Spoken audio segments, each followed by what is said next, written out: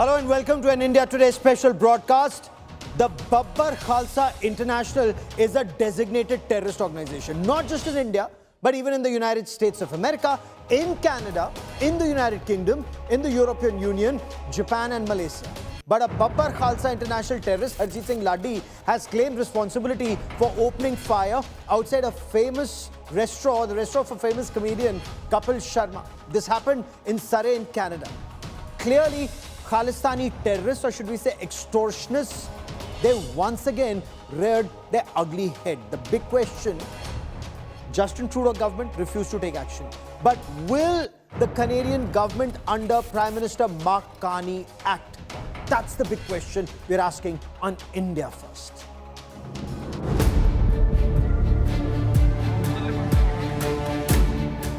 Comedian Kapil in Khalistani crosshairs. Firing outside Kapil's cafe in Canada. Gay terror threat and extremist escalation.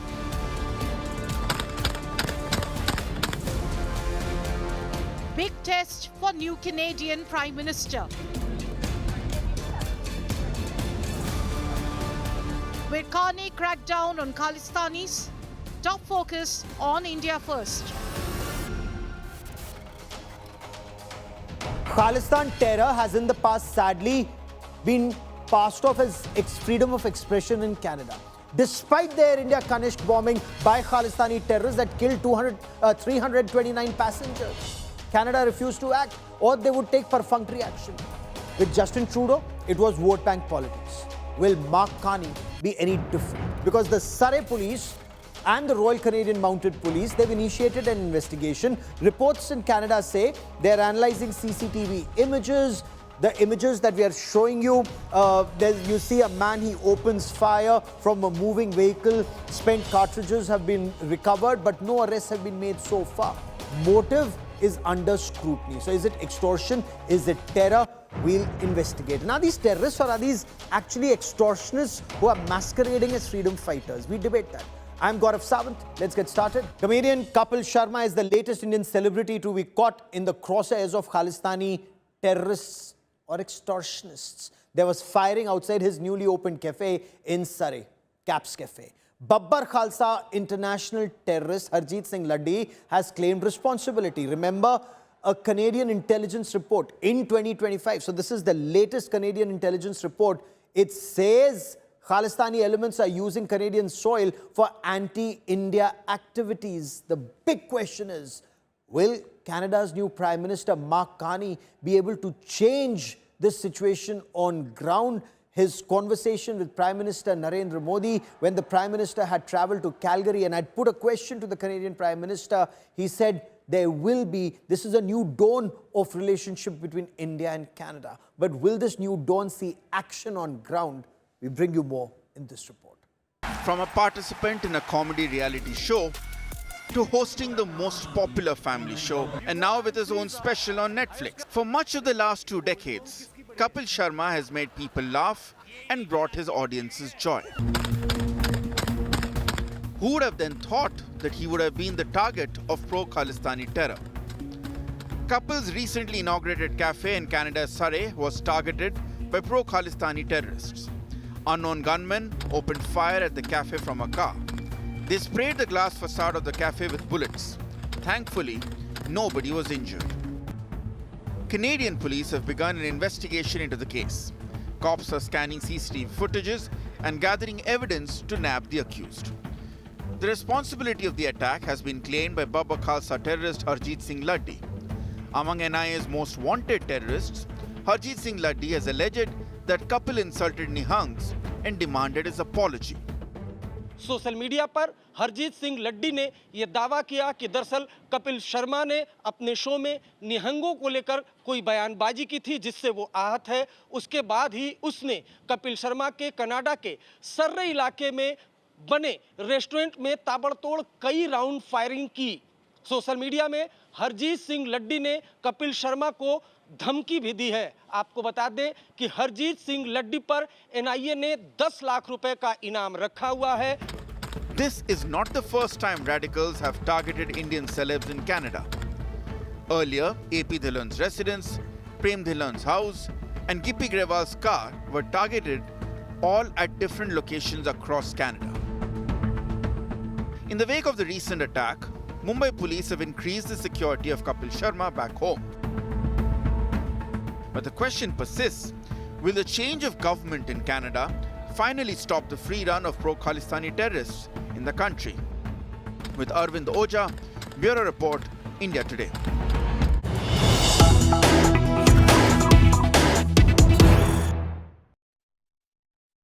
News just coming in, the Surrey police, they've created a dedicated extortion investigation team. They're also partnering with regional, provincial and federal resources. That's the information that's coming in. What's the latest as far as their probe is being taken forward? Pranay Upadhyay is in touch with the Surrey police. He joins me on this special broadcast. Pranay, you've reached out to the Surrey police. Do they have leads? Have any arrests been made, especially after Babbar Khalsa International claimed responsibility for the firing? Incidentally, Gaurav, we have reached out to the Surrey police, and the response which we have received on our questionnaire, the Surrey police has clearly stated that so far they haven't made any arrests. It's been over 30 hours of this incident, but so far there has been no arrest as far as this case is concerned. They said that they are in the initial stage of investigation, and they are collecting the evidences, including the electronic evidences, and the witness questioning is on as far as this incident is concerned. But as you mentioned that the Babbar Khalsa has claimed the responsibility about this incident. This remains an organization, an outfit, which is like, a separatist organization, a terror outfit as far as the Indian MHA is concerned. But still, the Surrey police said that they have instituted a frontline investigating team dedicated for this investigation. As you have mentioned, and in our response as well, the Surrey police has clearly said that they have dedicated extortion investigation team and have partnered with the regional and the provincial federal resources to combat the larger problem of extortion of South Asian business people. So definitely they are also looking at the extortion angle to this incident. Okay, so they masquerade as freedom fighters. They say because allegedly a Nihang was insulted, therefore the firing, but even the police are investigating an extortion angle. Pranay, keep tracking that story. I'll come back to you for more. But this firing outside Kapil Sharma's restaurant in Surrey isn't the first such incident by the Khalistani terrorists in Canada. For a country that claims it believes in rule-based order, one would expect stronger action against a pattern of crimes. And we'll list that out to you.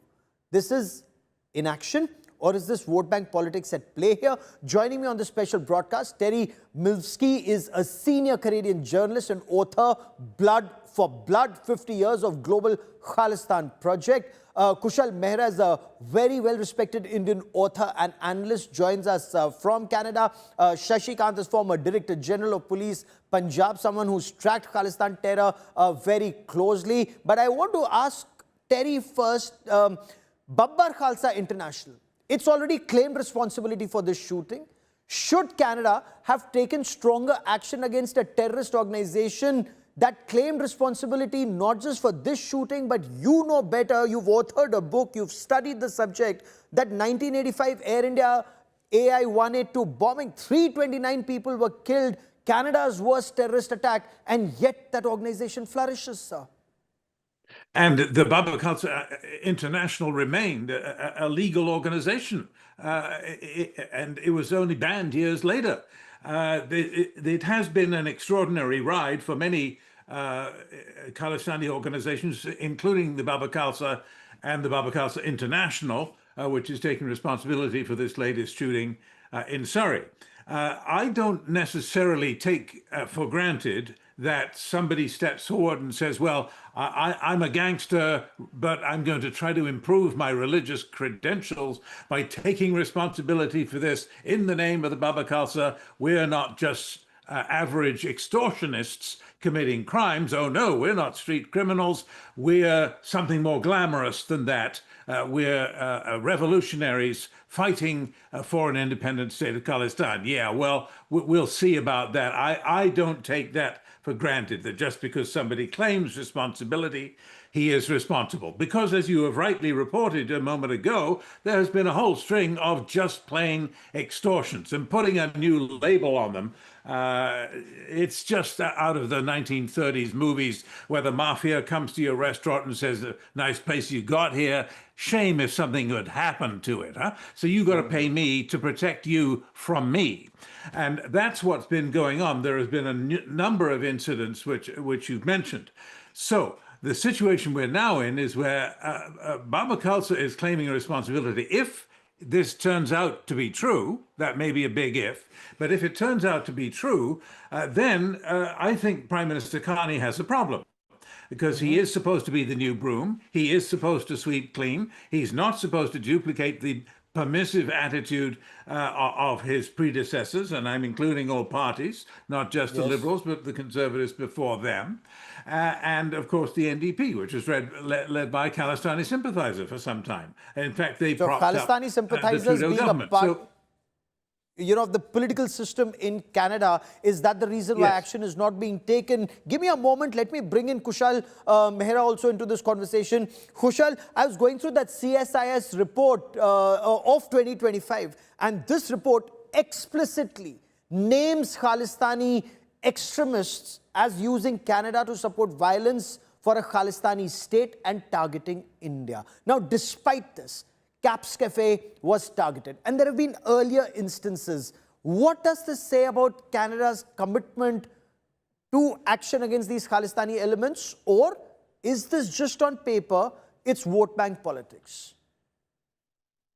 Good evening, Gaurav, and good evening to everyone else who's watching this. This is, basically the seeds were sown a long time ago. Prime Minister Harper tried to correct a few of those things. I would not say completely. And Terry is right that the entire Canadian political class is very much into it. And now, we are looking at what has happened. The Khalistan is no longer a secessionist movement. We need to completely redefine what Khalistan is. Khalistan is actually now a proper gang infestation, and it actually has multiple verticals. It's like a business. It has drugs, it has human trafficking, it has sexually trafficking innocent girls of Indian origin. It also has extortions, and this is not just a one-off case. Gaurav, Kapil being a celebrity, it has made the most news, but we had a shooting in Mississauga recently. We've had shootings in Surrey recently. We've had shootings in Brampton recently. We've had arrests being made by Peel Police specifically, there is a unit which is covering the extortion bit. This is all a culmination of what actually was led to happen under Prime Minister Trudeau and Jagmeet Singh's government. And Prime Minister Carney has to take over everything that they have given to him. You have given these people a free run in Canada. They literally, I don't know, I have to check the veracity of the video till now by Gurpatwant Singh Pannu, but I just saw a video online where Gurpatwant Singh Pannu is saying, why are we letting these Indian Hindutva money come to Canada? Does Canada want to isolate itself and not have any investment anymore? Are Canadians not supposed to have jobs anymore? This is a really serious issue now. It's no longer about some, imagined victimhood. This is gang war. Yes, it's a serious issue for Canada. Now you have these terrorists who are calling the shots. Are these terrorists, Shashikant ji, in your appreciation, or are they actually extortionists and mafia who use Canada as a safe haven to target India? These elements are flourishing in Canada and able to carry out hits in India. Well, like my friends have mentioned, it's become total mixture thing. Yeah, of course, it has started as a Khalistani movement, but of late, like they have said rightly, there are drugs, there is the human trafficking, there is extortion, there is everything, and this will continue. I'm sorry for saying this thing. It appears it will continue primarily because the situation as it exists in Canada, it will ultimately lead to a vote bank politics. The gentleman was talking about Harper. What had happened when Harper had come here to India, he had specifically gone to the Golden Temple and met various persons who were hardliners, and they talk and they try to explain his positions. I don't think any political party, any prime minister in Canada will be in a position to take a stand against these persons? Yes. For the sake of it, for paper thing, yes, it will be there, certainly. There will be investigation, there will be everything, but I doubt. And second reason, the guys who have committed crime, they basically live in Germany.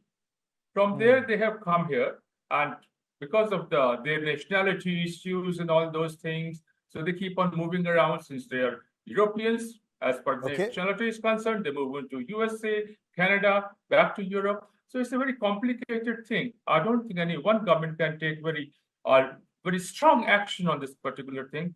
That's a very pertinent point you make. And I will come to the question whether this was an intelligence agency's project, a Western intelligence project to keep India in check. But that's a little later in the debate.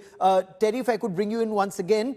Kushal spoke of a pattern. So, for example, just on the 12th of June, 2025, a business owned by the cousin of that murdered pro-Khalistani terrorist Nijjar, there was a firing that took place on 12th of June. 11th of June, a 57-year-old Punjabi origin businessman, I think Satwinder Sharma, he was shot dead in Surrey. Then on 4th of September, I'm taking you back to 2024, a shooting was reported outside, that rapper, AP Dillon's house, that was in Vancouver, again Canada. Then February 2024, bullet hole found near the window of Inderjeet Singh Ghosal's house by construction workers. Again, 2nd of February 2024, gunshots again in Surrey, in the British Columbia province, close to some associate of Nijjar. And then if I go back to 2023, 2022, it just goes on to indicate there's a big pattern, sir. And yet, so there's an extortionist division, extortion division, anti-extortion division, there's a crime division, and yet all of this continues to happen year after year. How do you see that? Well, what's interesting, what you said, this is all quite correct. There has indeed been a wave of violence. And let's remember who the victims are, though. The victims, in every case you just mentioned, they are themselves of Indian origin. Yes. And that explains to some degree, I don't think it's a good explanation, but it's a kind of an explanation, the indifference and complacency of the wider Canadian society. Well, it doesn't affect us. It's all within their community. And that kind of attitude persisted throughout the many years of the Air India investigation, where the police rarely were able to distinguish between the good guys and the bad guys, and failed utterly to solve all of the other crimes that went along with terrorism. The political element and the religious part of it were two sides of the same coin. We're talking about the same people. And the explanation, such as it is, for Canada's complacency has always been that, as in the Kanishka bombing, where most of the victims were Canadian citizens, but they were of Indian origin, they somehow didn't count enough to make the police and the authorities in the Parliament of Canada to really take it seriously. And most recently, but that's a very disturbing point, isn't it? Because yes. if I may, Kushal, drugs don't make this distinction whether browns are dying or whites are dying. And the same drugs available in the market would target their population. Human trafficking. Look at how initially those Pakistani grooming gangs, they thought that they're only trafficking Pakistani origin girls. Suddenly, they were targeting British girls. And for decades and decades, will Canada wake up only when Canadians, white Canadians, are targeted by these Khalistani elements? And I believe in some instances with human trafficking and drug trafficking, it's already started. I mean, you should go to Vancouver, Gaurav, and see how drugs are affecting. You just have to travel in downtown Vancouver. You'll know what's happening with drugs. This has already started affecting Canadian society. And as always, Terry is right. Terry is spot on, because they look at it as a brown on brown issue. They always do that. And they don't understand. And the Khalistanis have played the victim card so well in Canada that they've somehow learned well from the Pakistanis. They've made everything about victimhood, because victimhood epistemology is the essence of Canada. Everybody is a victim. Everybody's playing oppression Olympics in Canada. And the Khalistanis use it so well that if you just imagine, if anybody makes the kind of bigoted, casteist, sexist remarks that the Khalistanis make, Imagine if it was an average white Christian in Canada making all these remarks. They would be chided, the entire state machinery would be after them. These things would happen. But just because it's like a minority, who cares what happens in Surrey? Who cares about what happens in Brampton? And eventually, the spillover of this will happen in downtown Toronto, in mainstream Vancouver, in all the major cities. Because right now they think we have enough Indian businesses of a kind to extort. Eventually, these businesses will be like, hame maaf karo, and they'll move on. They will invest in other countries. They will go somewhere else.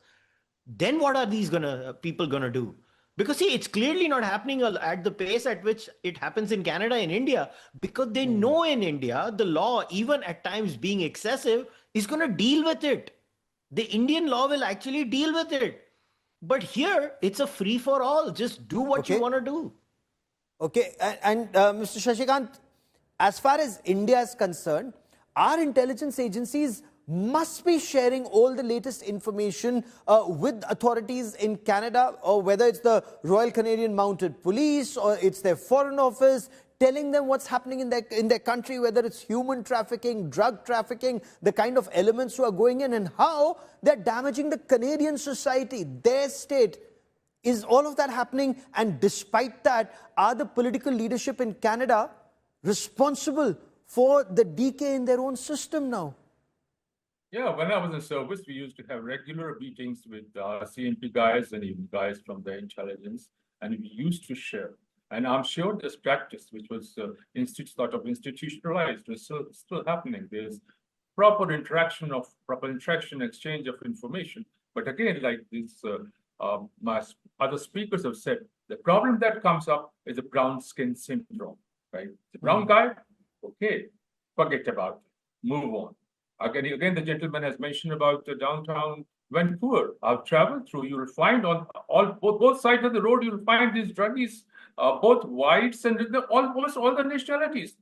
Nobody's taking any action. They know from where this drug is coming. And Indians, as well as Chinese, they are deeply involved in this thing, that whether drugs and all those things. But Indians, yes, somehow they're going a step ahead in trying to claim for some support from within the country, because they have an agenda in India as well. They want to have supporters. They want to have their sleeper cells. So they are trying to do this thing to root this small section of Indians who are living in India. So it's politics, both brown as international politics, a terrorist thing. So this is all sort of getting mixed up, and that's no. But are these Khalistani extortionists? Are these Khalistani extortionists, Kushal, a Frankenstein's monster, and have they, turned to destroy their own elements? For example, this recent Nagar Kirtan incident, they targeted a temple, but were they also targeting a Gurdwara with that graffiti, and they did not even spare a Gurdwara? What does that indicate, Kushal?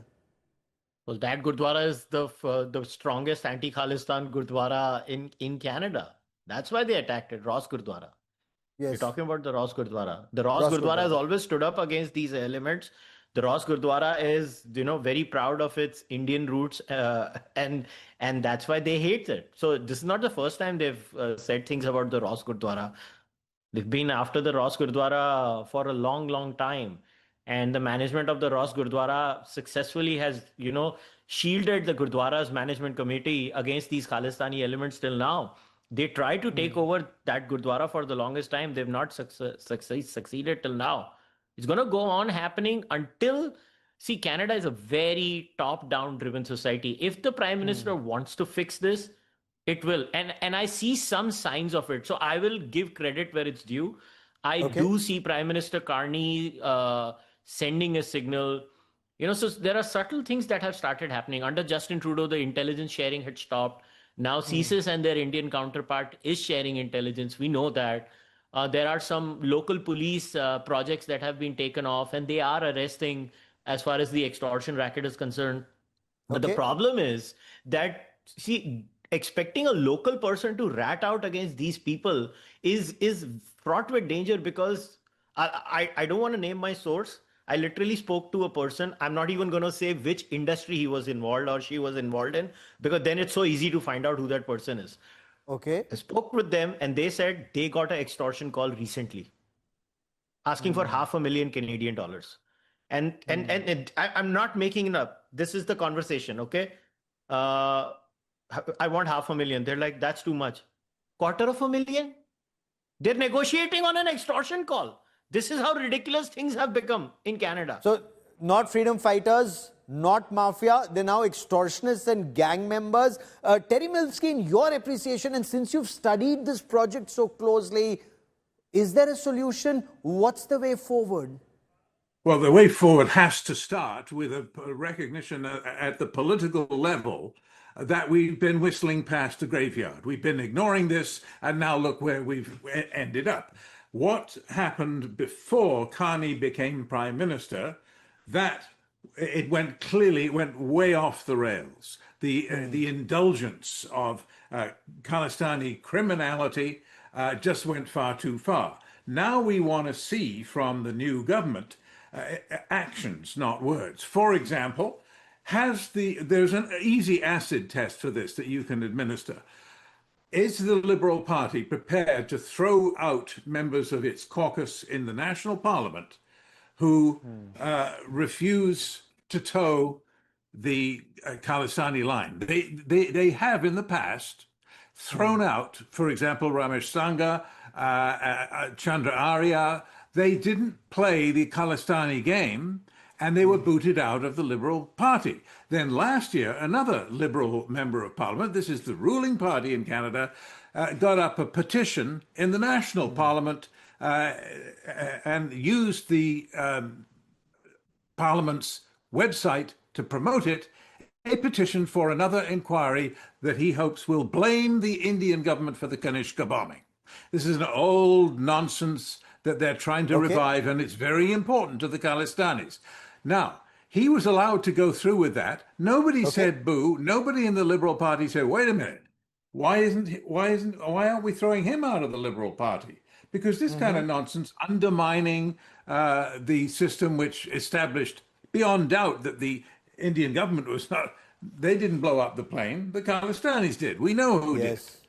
And so my point is simply that will tell us, if you want to know when we've turned the corner, it'll be when the political parties, okay, we're not playing this game anymore. We think we may get more votes on the other side of the question than by pandering to the Khalistanis. I will let that be the last word on this part of the show. It's not words, but action on ground against the Khalistani elements. Will Prime Minister Mark Carney rise to the occasion? Mr. Shashikant, Kushal and Terry, as always, many thanks for joining me on this India Today special broadcast. There is a soul-stirring Ved mantra in the Yajur Ved. Om yen deu rugra prithvi chadridha yen swastabhitam yen nakah yo antarikshe rajaso vimanah kasmai devaya havisha vidhem. This Ved mantra talks about that supreme being that helps you travel through space. लोक लोकांतरों में विचरण करना और कराना उस ईश्वर की, परम पिता परमेश्वर की विशेष भक्ति किया करें. Now, is that actually possible? Of course, traveling in space is already happening. India's Group Captain Subhanshu Shukla is part of that mission in space, the first Indian in the International Space Station. This is happening almost 4 decades after Squadron Leader Rakesh Sharma. He was a cosmonaut. Now we have an astronaut. But what is India's big space plan? To talk more about it, and India does intend to take huge leaps, is already taking those huge leaps, is Dr. Jitendra Singh, Minister of State Independent Charge, Science and Technology, Earth Sciences, Prime Minister's Office and Ministry of Personnel. Sir, welcome on Chakraview podcast. Thank you, Gaurav. Sir, you wear multiple hats. You're a medical doctor. You look at space science very closely. You're a member of parliament from Jammu and Kashmir. But if we were to talk about India's space plans first, tell us about the broad overview, especially Group Captain Subhanshu Shukla's mission. What do we hope to achieve through this? Yeah, of course. And before that, just picking up from the shloka that you so beautifully recited to begin with, about the earth being the voyage, exploring the earth. And this is precisely what Shubhashu said, that earth looks just one. You can't demarcate boundaries, which is very much in keeping with Vasudhaiva Kutumbakam also. So I think that there also India has spiritually proved a point. So that connects with your initial recitation. But having said that, as far as the space plans are concerned, of course, India, of course, has all is moving on its space plans at all those levels which other nations which had launched themselves before us, like for example, notably US and the then USSR, and also to some extent European Space Agency. But besides that, I think India has also qualified in making initiatives or undertaking initiatives which were not so commonly undertaken by the other nations which started off before us. Like, for example, in the infrastructure development, the sectoral development. Today, most of, at least in the last 11 years after Prime Minister Modi took over, almost all the infrastructure, the flagship programs, the government of India have a very, very important and a heavy space technology component. Look, for example, look at the smart city program. It started by Prime Minister Modi. The railway crossings, unmanned crossings. Then, of course, disaster forecast. Now we are even offering our help and our inputs, at least to all the neighboring countries. In fact, way back in 2015 or 16, we launched a satellite, which was, some people fancifully thought it could be named as SARC satellite, but then somehow Pakistan did not offer to become a part of it. Of course, it is to their disadvantage. But we are offering now inputs to all the other neighboring countries. Besides that, huge forays into the telemedicine, communication, of course, what we are talking today. And also in some of our governance programs, interesting, like Swamitva program, undertaken by the government of India very successfully. He's become almost a global success story where using space technology, using drones, you can map the farms, you can map the land. You put the revenue officer in the Patwari out of job. You made the citizen master of his destiny. So I think India is now doing all that anybody else could be doing, rather in a better way. And we have also proved that we are no longer followers. In more ways than one, we are also, in fact, motivating or beckoning others to follow. Like, for example, America landed on the surface of the moon way back 1969, Neil Armstrong. And 1969 is the year when officially ISRO was established. We were just being born. But today, we are the first to land on the southern pole of moon. So, likewise, in more ways than one. Now, for example, even Shubhashu, we were talking about the various experiments, at least 6 or 7 of them, are the ones which are being conducted for the first time. No astronaut from any region, from any country has ever done so. And what he is doing is going to offer inputs to the rest of the world as well. So, for example, because I was reading, there is an MOU that your ministry has signed, where the plants can be grown in space. Tell us more about these experiments or these, plans that you have. No, exactly. That's a very interesting story, because when I suggested to this chairman ISRO, the then chairman ISRO, that we would have, and then also took the secretary, Department of Biotechnology, into conference. Many others were wondering why I was, harping on this idea. Then I told them, look here, one day, we may be having a specialty called space biology, and even the medical domain where I belong to could be having a separate specialty of space physicians. And then I told them from my own experience that, look here, about 20, 30 years back, we had newly come across a new emerging specialty called sports medicine. Nobody thought much about it. True. जिसकी डॉक्टरी नहीं चलती थी वहाँ जाता था. I mean, it was not taken very seriously. But today, sports medicine, sports physicians are among the highest paid. वही मैं बोलने वाला था कि सबसे ज़्यादा पैसा उसी में. So I said, tomorrow you may have space physicians who might be asked even to accompany these voyages and expeditions in the space. Now, all that Subhashu is doing, it could have been done in a better way. There are some very important life sciences experiments being done. For myogenesis compared to the muscles, how the muscles become dysfunctional or tend to get wasted in the microgravity, and how to strategize their recovery. So that is one. The other is the human impact of the use of continuous use of electronic gadgets, looking at the screen and how with what frequency do you need to take give rest to your faculties and eyes, so to avoid any adverse cognitive effects. Now, this could have been done in a better way by a biotechnologist or a physician, but they are not trained to be there in micros. So now astronaut was trained as a doctor or as a researcher to do that, and he's done it beautifully. I mean, he's picked up so well. I mean, a fighter pilot, a scientist is also now being trained as a doctor to carry out these experiments in but tomorrow space. we might have space physicians also trained to acclimatize themselves to the microgravity and accompany the crew there. Correct. Amazing. What are India's big plans? Because we hear a lot about Bharatiya Antariksh Station. We hear a lot about Gaganyaan. We hear about Chandrayaan 4. So let's take it step by step. India's manned mission or a human mission to space. उसकी क्या रूपरेखा है, कब तक होगा और delays क्यों हो रहे हैं? हाँ, you're right. Delays हुए. As of now, the schedule is 2026. Maybe the first quarter of it. And delay, of course, we had very ambitiously planned it to time it with the 75th year of independence. Then, unfortunately, COVID happened. That was an important, but no good. And at that point in time, when the lockdown happened, our astronauts, the potential astronauts, were undergoing training in Moscow, in one of the institutes, and they had to be called back. So the whole thing got derailed. So then there was a gap of 1 or 2 years. Again, the training had to be started again. Then there was the Indian component of the training. So it took time.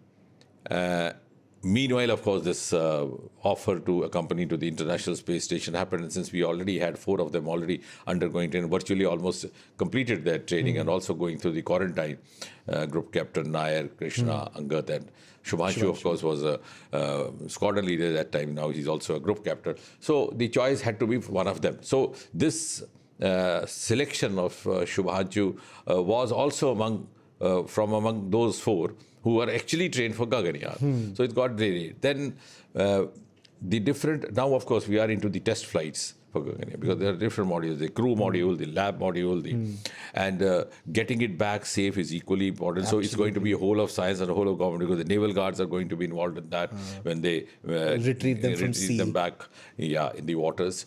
And therefore, I think maybe by the end of this year, if all goes as we have planned, we'll have the final test flight, which would be actually carrying a robo-astronaut. And she will be a female robo who's been named Vyomitra.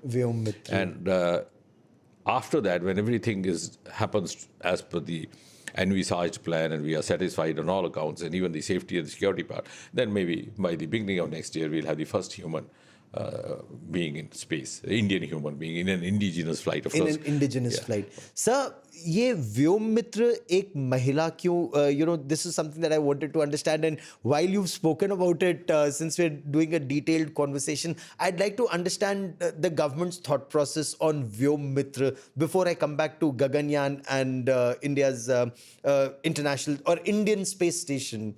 No, I think if you take a holistic view and you just try to assess the tone and tenor of this government of the last 1 decade, ever since Prime Minister Modi took over, there has been absolute democratization of opportunities, democratization of the tasks allocated. For example, he was the first one who introduced girl students to Sainik schools, also had female-led parades, etc., etc.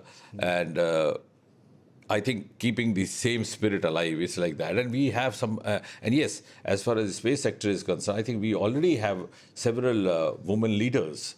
And many of our projects are actually women-led. Like, for example, our very ambitious solar project was Aditya project. Aditya L1. Aditya L1, led by a woman, Nizar. She's a Tamilian. And so also Chandrayaan 3, which was a great success. Number 2 was Kalpana. So again, a woman. And so also in many of our other projects. So I think there's absolute equivalent distribution of tasks and equivalent performance as well. Sir, one of the aspects that the world is looking at very closely, and you hinted about that initially, is deep sea exploration. And when it comes to India, given our huge coastline and our exclusive economic zone, and others who are trying to come into our waters, what are we doing there? The role of space, the role of science, and you wear multiple hats. How do we harness that wealth? जो एक ज़माने में कहते थे भारत सोने की चिड़िया है, हम असल में सोने की चिड़िया है. बिल्कुल. I am so glad, Gaurav, आपने ये विषय उठाया, because this is something not talked about often. And that is why Prime Minister Modi spoke about it twice consecutively in his two Independence Day addresses, 2022 maybe, 2023 maybe, because he was trying to awaken the Indian mind to this vast wealth which is lying unexplored. So, in fact, there was a group of youngsters from Australia last year. So in a lighter vein, I told them, I said, your island called Australia, your country called Australia, your continent called Australia, but your ocean not called Australia. Yeah. My ocean called Indian Ocean. Yeah. And then I tried to give them a philosophical, explanation. मैंने कहा मेरे पूर्वजों ने भापा होगा कि इसके अंदर इतनी संपत्ति छिपी है, तो इसलिए नाम रख दिया हिंद महासागर के, कल जा करके कोई भापेगा क्या है. हाँ, कि ये हमारा है. कैसे पुराने ज़माने में होता था, जब there was no banking system in place, तो वो गड्ढा गाड़ करके किसी पेड़ के नीचे रखा देते थे सोना, ताकि जब आप उसकी छाँव में 3-4 पीढ़ी के बाद संतान बैठे तो उनको ख्याल आए कि ये यहाँ क्या रखा है, तो खोद के निकाल ले. तो मैंने कहा शायद हमारे पूर्वजों ने भी हमारे लिए हिंट ड्रॉप करने के लिए रखा था नाम, लेकिन विडंबना ये कि उसका एहसास हमें अब होने लगा. Till 2014-15 there was no attention given to this vast resource, as you rightly pointed out. 11,000 kilometre लंबा हमारा coastal area. और 11,000 kilometre. And if you explore, and almost 12 states lying on the coast, अगर आप उसको explore करेंगे, I think the amount of minerals, metals and fishery जो वहाँ से निकलेगी would be almost as much as you are getting on the land. एक चीज़ मैं आपसे और समझना चाहता हूँ, and again since this is so fascinating, and there are India's adversaries who want to come into this area, and they know what we have here. How does that knowledge get spread widely that we have to spend a lot of resources in protecting our assets in the ocean, that we need a more powerful navy, we need more in exploration? There's a map in the Navy Chief's office, which I'm very fascinated by, which shows India as the center of the world. मतलब हम मध्य में हैं और पूरा दुनिया हमारे आसपास है. एक और दूसरा, if you look at India's map, sir, south is, the tip, ये हमारा माथा है, और बाकी फिर पीछे. हम लोग का बहुत हिमालय ओरिएंटेड अप्रोच है, हमारा ओशन ओरिएंटेशन अब और करने की आवश्यकता है. हमारी शक्ति वही है. आप ठीक कह रहे हैं. एक तो हमने ये जो समुद्र का सरमाया है, इसे ना तराशा ना तलाशा, कभी नहीं देखा. I mean, till this government came, I wonder why no attention was given. और इनफैक्ट हिमालय को भी हमने पूरा नहीं देखा. हिमालय का रिसोर्स भी अभी शुरू हुआ एक्सप्लोर होने. We have so many, states and union territories lying in the lap of Himalaya. अब ये जो लेवेंडर का, we have now almost within 3-4 years we have 3,000 startups engaged in lavender cultivation. It's become a lucrative source of livelihood. और पैसा उसमें कितना इतना है? पैसा है कि कॉर्पोरेट्स की दुनिया से बीटेक और एमबीए किए हुए बच्चे छोड़ करके यहाँ आ गए. सही बात है. तो मैंने एक को पूछा, मैं कभी तो बेंगलोर में वहाँ थे, तो बोले साहब 12-14 घंटे कंपनी का काम करते थे और यहाँ ये आराम से घर में बैठ करके मैंने देखा मेरा दोस्त इतने ज़्यादा कमा रहा है, तो मैंने कहा मुझे क्या करना है सर. सही बात है. सो एक्चुअली ये इस तरफ ओरिएंटेशन भी इसी सरकार ने दी. तो there is a lot of opportunities also for livelihood in Himalayas भी, और हमारे ओशन इस तरफ देखा ही नहीं हमने. स्पेस तो चलिए एक थोड़ा सा सोफिस्टिकेटेड सेक्टर था, लेकिन जो बिल्कुल अवेलेबल थे सही बात एट आवर बैकयार्ड, उस तरफ भी हमने नहीं देखा. और जबकि हम we are a seafaring nation. Yes. मतलब भारत, चोला साम्राज्य देख लीजिए, छत्रपति शिवाजी का साम्राज्य देख लीजिए, हम तो लगातार सी फेयरिंग और ये हमारा एक्सक्लूसिव डोमेन है, और किसी के पास है भी नहीं. हाँ. ना ये हिमालय किसी के पास है इतना लंबा चौड़ा, ना किसी के पास समुद्र है इतना. Sir, again I know I am digressing a little, लेकिन इस समय जिस तरह की बातें चल रही हैं, प्रधानमंत्री नरेंद्र नरेंद्र मोदी अभी 5 दिनों की यात्रा पर गए. It was a very important visit, not just the BRICS summit, but also the And other I think countries. he's made a record in getting, head of state. 26, I honors, believe. yes. But it's being mocked at by some political leaders within our country. You heard what Punjab Chief Minister Bhagwant Mann said, ki unable to pronounce even the names of the countries he visited. What do you make of that, I think sir? that we would have to come out of that mindset and understand that Prime Minister is Prime Minister of every Indian. He's not Prime Minister of BJP alone, so as to make some other political party find a fault with it. So when you tend to look through that narrow prism, then these kind of thoughts happen. If you grow above this, then you will take pride in this. So if you look at Gandhi, you don't say Gandhi of Congress. In the BJP holds him with equal reverence. So I think we need to evolve. As I said, we are still an evolving nation. तो मतलब पंजाब के मुख्यमंत्री अगर ये कहते हैं कि जहाँ जहाँ वो जा रहे हैं उन देशों का वो नाम तक सही ढंग से नहीं लेते. नाम सही ढंग नहीं लेते तो जो नाम नहीं ले पा रहा है ये तो उसका दोष है ना कि उनसे नहीं लिया जा रहा. इसका मतलब ये नहीं है कि वो देश बुरे हैं. या जो कुछ लोग ये कह रहे थे कि प्रधानमंत्री की यात्रा सबसे महत्वपूर्ण विदेश यात्राओं में से एक थी, जिस तरह से चाइना की डेट ट्रैप डिप्लोमेसी को वो काउंटर कर रहे हैं भारत के इकोनॉमिक मॉडल से. भारत जिस तरह आपने वसुधैव कुटुंबकम का जिक्र किया, that will help all countries and they then are closer to us, global south specially. क्या ये लैक ऑफ अंडरस्टैंडिंग है या पॉलिटिकल मॉकिंग डेमोक्रेसी चलता है? पॉलिटिकल मॉकिंग तो है ही है, but let us all except in all humility, regardless of what the political affiliation may be, regardless of even what the ideology may be, even for those who do not subscribe to the ideology of the ruling party of the day, will they not confess that the biggest brand ambassador that India today has is Prime Minister Modi? आपके कितने काम सरल हो जाते हैं अगर मोदी जी का चेहरा सामने आ जाता है या उनका एक वक्तव्य निकल जाता है. जैसे मैंने अभी कहा कि स्वतंत्रता दिवस के अवसर पर एक मरतबा नहीं 2 मरतबा उन्होंने डीप ओशन मिशन का बोला, और हमने जगह जगह जाके कहा कि साहब ये जानते हैं क्यों कहा, क्योंकि हमें समझ आए कि हमारे सागर की गहराई में कितनी संपत्ति छिपी है. And we know his word carries greater trustworthiness, greater credibility, greater reach. तो ये तो हमारे लिए एसेट है ना.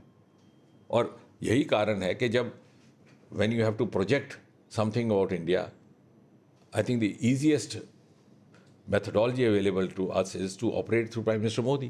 तो आप भगवंत मान के बयान को किस रूप में देखते हैं? मुझे लगता है it has been said from a very narrow prism of view, but a common citizen of India would not subscribe to that. जिस तरह से इस समय राजनीति हो रही है, बिहार में वोटर कार्ड रिवीजन जो हो रहा है, विपक्ष कह रहा है कि ये प्रयास है कि आप वोट ही काट दें एक तबके का. नरेंद्र मोदी सरकार के मंत्री के रूप में आप इसे किस रूप में देखते हैं? नहीं, पहली बात तो ये, कल जब मुझे लगता है कि जब सुप्रीम कोर्ट ने कुछ कह दिया तो उसके बाद कहने की आवश्यकता नहीं, ना औचित्य है. Election commission is an independent body. जो ये लोग कहते हैं उनका माइंड कंडीशन हुआ है कांग्रेस के 50 साल के राज से, when they would be interfering in the working of the independent body, चाहे CBI हो चाहे election commission. They are taking time to understand that this is a government led by Prime Minister Modi which does not interfere in the working of the independent constitutional bodies. अब वो समझते हैं कि जैसे हम करते रहे 40-50 साल, उन्हीं के दौरान CBI को कहा गया था पैरेट इन केज, हमारी सरकार के दौरान नहीं कहा गया. और वो समझते हैं कि जिस तरह से हम हथकंडे अपनाते थे यही अपना रहे होंगे. उनको समझ नहीं आया और इसीलिए तो कहते हैं BJP is a party with a difference. But you have all these opposition parties who are ganging up and they insist that this entire exercise of the election commission, they're looking at the election commission as an extension of the Bharatiya Janata Party, and they're saying it's happening at the behest of the BJP. Why is it happening just now, before elections? They are saying it is happening at the behest of the BJP because when they were in the ruling dispensation, they were doing it at the behest of Congress or the behest of the ruling party. So they think the BJP also would follow the same pattern as they were doing. And that's why I said BJP is a party with difference. They don't understand the working of... We follow the norms of democracy within the party, outside the party in equal measure. And if it is happening incidentally at a time when the elections are close, I don't think you need to attach motives to that. That means it's a very subjective observation, or maybe it suits your imminent prospects of defeat. You're preparing a ground or an explanation for that. So when we talk about, the use of science, the use of technology, can this also be used to prevent the threats that our country faces at various borders? We spoke of Operation Sindoor, but then there's a threat that we face on the Bangladesh border. There's a threat that our country faced at the Myanmar border in Manipur. There's a threat that we face all along the India-Tibet border. Where does science and technology help India? In 2020, we were told that we were surprised when the Chinese came to Tibet so quickly at our borders, at the India-Tibet border. How do you view that? No, I think we are now much ahead of that. We have very precise surveillance systems in place all along the border, along the international border. Incidentally, my constituency has a sizable span of IB, international border. And it's to be seen to be watched how they are being deployed over there. So these are electronic surveillance monitoring systems, both by thermal detections. Otherwise, you can even visualize, and even the tunnel detection technologies are being applied, both heliborne and others. So I think we are now much ahead in that, and that's why we've been able to cut down on infiltration in a considerable measure compared to what it was. अभी जो थोड़ा बहुत हो रहा है तो थोड़ा riverine उससे हो रहा है, but that also is being attended to. And on other borders like Myanmar, on India-Tibet? There were sometimes, some controversies or contradictions about the exact border. That's also being, in that also the space department has been made a partner to actually work out that. And our center, on the Myanmar border. Yes, our center at Shillong is also working on that, also to precisely define and demarcate. That works even along the Bangladesh border? All the borders, wherever it is required. Okay. And the Home Ministry is also working closely. In fact, the Northeastern Council, which when I was the donor minister, that happened. The Northeastern Council, which was earlier affiliated only to the donor ministry, has now also been made subservient to the Home Ministry, the Ministry of Home Affairs, for this precise reason as well. Sir, we've had a brilliant conversation, and there's so much else that I want to talk to you about. Perhaps we will do that at a later date. Thank you. For joining me here on the Chakraview podcast. Many thanks. Thank you. I enjoyed it.